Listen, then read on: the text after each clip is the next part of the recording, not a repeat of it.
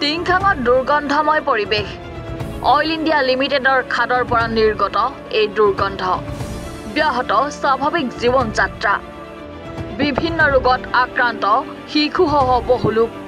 oil India লিমিটেডৰ এটা খাদৰ পৰা নিৰ্গত হোৱা দুৰ্গন্ধই জ্বলা-কলা খুৱাইছে টিংখাঙৰ এটা বৃহৎ অঞ্চলৰ ৰাইজক টিংখাঙৰ ২ নং হালমাৰী দীঘলীয়া গাঁৱৰ ডিজেটি S8 নম্বৰৰ খাদটোত বৰ্জিত ৰাসায়নিক পদাৰ্থ পেলোৱা পুখুৰীৰ পৰা দীৰ্ঘদিন ধৰি দুৰ্গন্ধ নিৰ্গত হৈ আহিছে দুৰ্গন্ধৰ ফলত অঞ্চলটোৰ শিশু আৰু পুৰুষ মহিলা বমি পেটৰ অসুখত ভুগি আহিছে এজাক বতাহ মাৰিলেই খাদটোৰ পৰা নিৰ্গত হোৱা দুৰ্গন্ধই কাখৰীয়া হগুনেছোৱা হলগুৰি হালমাৰী দীঘলীয়া হাতীকৰ আদি কেইবাখনো গাঁৱলৈ বিয়পি পৰে যাৰ বাবে বৃহৎ অঞ্চলটো বায়ু প্ৰদূষণৰ কবলত পৰিছে স্থানীয় ৰাইজে এই সন্দৰ্ভত অইল ইণ্ডিয়া লিমিটেডক বহুবাৰ আবেদন নিবেদন কৰিছে যদিও অইল ইণ্ডিয়া লিমিটেড তৰফৰ পৰা সমস্যাটো সমাধান কৰা নাই অইল ইণ্ডিয়া লিমিটেডৰ বিৰুদ্ধে প্ৰতিবাদী কাৰ্যসূচী গ্ৰহণ কৰাৰ হুংকাৰ প্ৰদান কৰিছে ক্ষুব্ধ ৰাইজে গন্ধ মানে এনেকুৱা দুৰ্গন্ধ নহয় মই কৈছো নহয় কাপোৰৰ তলত সোমাই ৰক্ষা পাবলৈ টান হৈছে এনেকুৱা দুৰ্গন্ধ মানে এতিয়া কালি এইদিনা আমাৰ ল'ৰা মানে বমি হৈছে মানে কয় কি গন্ধ হৈছে ইমান গোন্ধাইছে কি হৈছে গন্ধত মানে বমি হৈ কালি ডক্টৰৰ ঘৰৰ পৰা আনিছোগৈ ল'ৰা আনি পেলাই ভাত খাব পৰা নাই হেৰি কৰিব পৰা নাই ডক্টৰৰ ঘৰলৈ নিছো ডক্টৰৰ ঘৰত একো বেমাৰ ধৰা নাপায় কিন্তু দুৰ্গন্ধত ভাত খাব পৰা নাই ল'ৰাই কিন্তু এনেকুৱা এটা যদি দুৰ্গন্ধ মানে আমি বুঢ়া বুঢ়ী মানুহৰ আমাৰ একো নাই কিন্তু সৰু ল'ৰা ছোৱালীবোৰৰ যে ভিতৰত কিবা এটা প্ৰভাৱ নপৰিছে আমি সেইটো হেৰি কৰিব নোৱাৰো কিবা এটাতো অন্ততঃ কিবা এটা প্ৰভাৱ পৰিছে মানে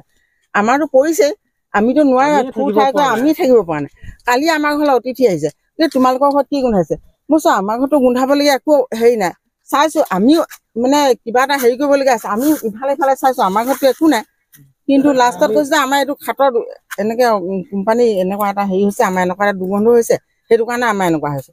কিন্তু দুৰ্গন্ধ আমি কৈছো ন ৰাতি খোৱাৰ পৰা সাৰ পালেও মানে মই কৈছো এনেকে লেপৰ তলত মুখ সোমাই আমি দুৰ্গন্ধ ৰক্ষা কৰিব পৰা নাই কিন্তু তাৰপিছত ক'লে তোমালোকৰ ঘৰলৈ আৰু নাহো কাৰণ কেলে এনেকুৱা এটা দুৰ্গন্ধ হৈছে এনেকুৱা দুৰ্গন্ধ কাৰণ কেলে কি কাৰণে হৈছে দুৰ্গন্ধ আমি এইটো এখন দুখন গাঁও নহয় 4খন 5খন গাঁও কিন্তু মই বিশেষকৈ আমাৰ বুঢ়া বুঢ়ী মানুহবিলাকৰ কাৰণে আমি একো কোৱা নাই কি উঠি অহা প্ৰজন্মৰ কাৰণে সেইটো এটা চিন্তা হৈছে এনে দুৰ্গন্ধত ভাত খাব পৰা নাই মোৰ ল'ৰাটো কালি নাতিটো বিহু মাৰিবলৈ যায় সি দুৰ্গন্ধত ভাত খাব পৰা নাই হা তেতিয়া কি অৱস্থা হ'ব সেনেকুৱা হ'লে মানে বমি কৰিছে এনেকুৱা গোন্ধাইছে মোক কৈছে কি গোন্ধাইছে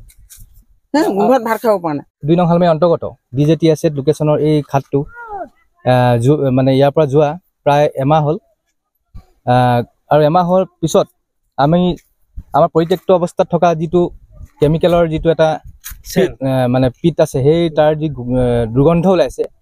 এই দুৰ্গন্ধটো এই অঞ্চল জুৰি 4-5খন গাঁও সাঙুৰি বহুত মানে দুৰ্গন্ধ ওলাইছে ইয়াৰ পৰা যি দুৰ্গন্ধ ইয়াৰ পৰা আমি মানে পৰিত্ৰাণ পাবৰ কাৰণে অইল কৰ্তৃপক্ষক বাৰম্বাৰ অনুৰোধ জনাইছোঁ এইবাৰ আমি দৰখাস্ত কৰিছোঁ আবেদন কৰিছোঁ কিন্তু তেওঁলোকে কোনো সুব্যৱস্থা লোৱা নাই তেওঁলোকক আমি খুব ভালভাৱে ভদ্ৰভাৱে কৈ আছোঁ কিন্তু তেওঁলোকে আজিলৈকে একো উচিত ব্যৱস্থা কৰা নাই তেওঁলোকে পাল মৰা ধৰণে 2 অৱস্থা চূণ ঢালি ইয়াতে তেওঁলোকে বৃহৎ মুনাফা লৈ তেওঁলোকৰ অকল নিজৰ স্বাৰ্থ লাভৰ কাৰণে নিজৰ মুনাফাৰ কাৰণে ইয়াৰ পৰা কোটি কোটি টকা আমাৰ ইয়াৰ পৰা লৈ গৈছে কিন্তু তেওঁলোকে আমাৰ যি কাষৰীয়া ৰাইজৰ এই যি জ্বলন্ত সমস্যা এইটো আমাৰ জ্বলন্ত সমস্যা আমাৰ ওচৰৰ মানুহবিলাকৰ প্ৰত্যেকৰ ঘৰতে আজি ডেটত মানে ভাত খাব পৰা নাই বিশেষকৈ শিশুসকলৰ মানে বেমাৰ হৈছে বমি হৈছে মহিলাসকলে ভাত খাব পৰা নাই বমি হৈছে মানে বিভিন্ন পেটৰ অসুখ হৈছে আৰু গৰ্ভৱতীসকল বিশেষভাৱে হানিকাৰক হৈছে আমি জীৱ জন্তু বহুত অনিষ্ট হৈছে ইয়াৰ পৰা কেমিকেল কিছুমান কেমিকেল থকা পানী নিৰ্গত হৈ যোৱা সেইবিলাক গৰু ছাগলী খাই তেওঁলোকৰ গৰু ছাগলীবিলাকো আমি দেখিছোঁ মানে বিভিন্ন বেমাৰে ৰূপ লৈছে গতিকে আমি ঊৰ্ধ্বতম কক্ষ অইলৰ ঊৰ্ধ্বতম কক্ষক আমি সকীয়াই দিছোঁ যাতে অনতিপলমে এই আমাৰ যি দাবীটো আমাৰ যি মানে কেমিকেল মানে পৰিত্যক্ত উন্মুক্তভাৱে পেলাই থৈছে এই বস্তুটো অতি সোনকালে তেওঁলোকে ইয়াৰ পৰা উঠাই লৈ যাওক হ'লে আমি অনাগত দিনত মানে আমি OCS বন্ধ কৰিম আৰু তেতিয়া তেওঁলোকে আমাক দায়ী কৰিব নোৱাৰিব তেওঁলোকক কিছুমান হয়তো ভুল গাফিলতি কৰিছে তেওঁলোকে মানে যিমান পৰিমাণৰ যিখিনি দিব লাগে বা য'ত পেলাব লাগে তেওঁলোকে সেইটো কামটো কৰা নাই পৰিমাণ কেমিকেল ঢালিছে অধিক কেমিকেল ঢালিছে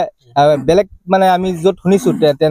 এনেকুৱা ধৰণৰ খাদ গৈছে কিন্তু তাত তেনেকুৱা মানে ওলোৱা নাই এনেকুৱা গোন্ধ নোলায় কিন্তু আমাৰ ইয়াত আপোনালোকে অতিথি আহিব নোৱাৰা অৱস্থা হৈছে গতিকে এইটো অনাগত দিনত যে এটা মহামাৰী ৰূপ ল'ব সেইটো এটা খাটাং মৰাণৰ পৰা ৰাজু মিশ্ৰৰ ৰিপৰ্ট এনি ভাৰত 24